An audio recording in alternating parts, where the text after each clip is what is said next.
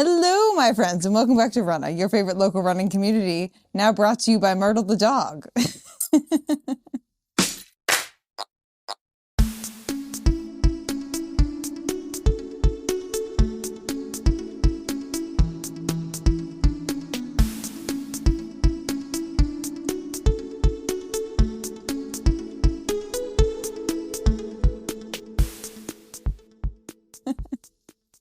Today, we are doing an episode of Shoe Eating Monster, episodes where I tell you how durable I found the shoe to be, and if I recommend the shoe or not, and my thoughts on shoes.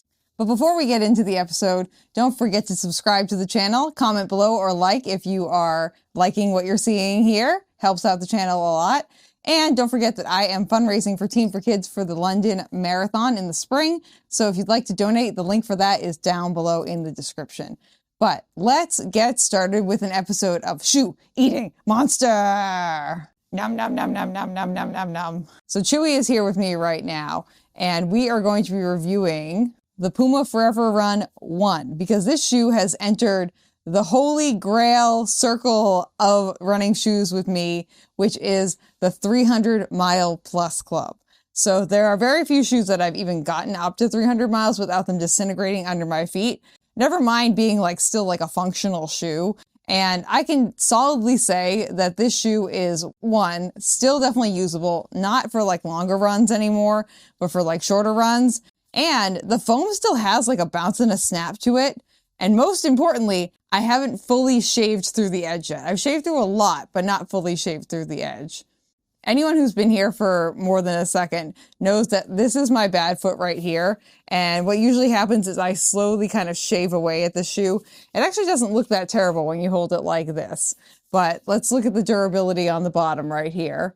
So as you can see, I fully just ripped off the rubber that's on the side there and smoothed over the entire thing right there. But honestly, for 300 miles, that for me on a shoe, that's not bad.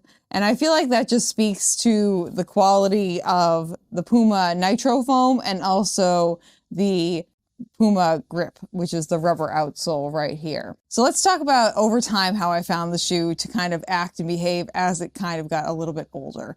This foam, the PUMA Nitro foam, especially with the dual density foam, this is a bathtub style foam. So you have one foam that's kind of this outer layer, which is on this shoe, the colored layer. And as you can see, there's a blue foam inside here. Outer layer, encasing, and inner layer. So that way there's a little bit of a firmer foam and a little bit of a softer foam. And it also, the foam goes all the way around, and we have this rubber outsole right here. How I found this shoe to compress, to change, to alter over time is that honestly, it didn't really change that much. I have certain shoes I run in the Nova Blast before, and the Nova Blast kind of gets a little bit compressed and doesn't decompress after around 100 miles. And then you kind of end up running on just a slab of foam, which isn't any more fun anymore. This shoe still retains that pop. And again, this is a stability shoe, so it's not supposed to be a racing shoe or anything. But I found that the Nitro foam is very resilient and also very durable, and also retains at least 50% of that pop and circumstance, if we shall call it that, as the shoe ages and you get more miles on it. It's still a very stable shoe. It's got a nice, for a PUMA, wide toe box. I do go with the men's because I prefer the slightly wider toe box, so my feet can actually fit in the ladies for the ForeverRUN. The ForeverRUN is more of a forgiving shoe when it comes to the toe box size and shape, so you can kind of dial up or dial down depending on how wide your feet are.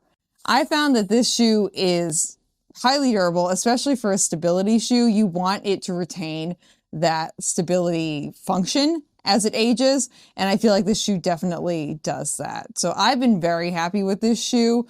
I bought these brand new, and the fact that they have 300 miles on them and I can still wear them, I think is great. The PUMA grip is still doing awesome. Obviously, I ripped through the sides over here a significant amount and shaved this down so that way it is pretty smooth.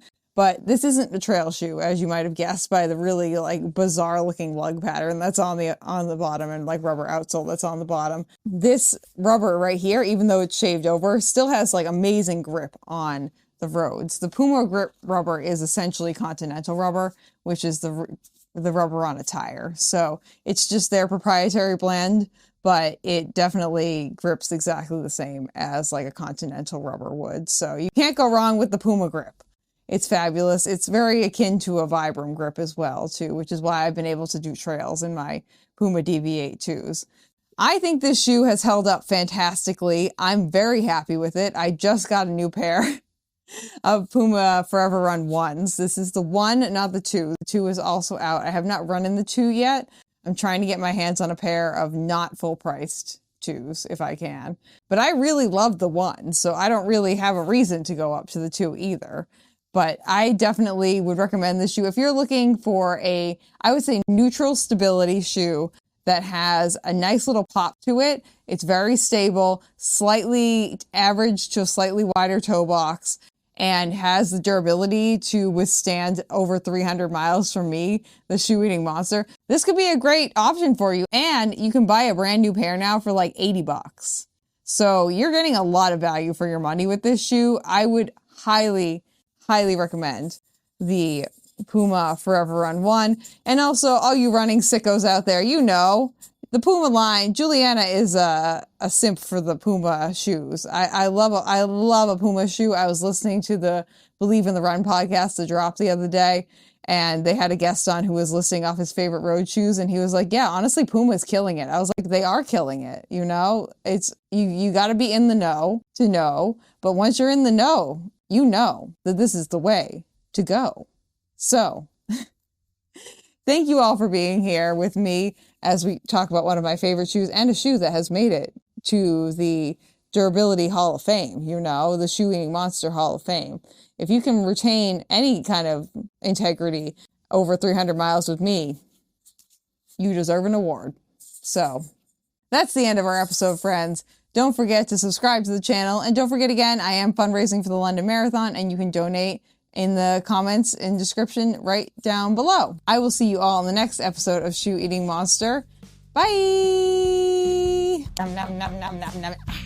Thank you for listening to this episode of Runnah. This podcast is edited, posted, and produced by me, Juliana Coughlin. Brought to you in part by the Falmouth Running Club and the Falmouth Community TV station. If you'd like to connect with us, you can find us on Instagram and on TikTok at RunnahPod. And you can send us an email at runnahpod@gmail.com. And our original theme music was brought to you by the one and the only wonderful Jeffrey Hutton. And keep up the great work. I'm proud of you.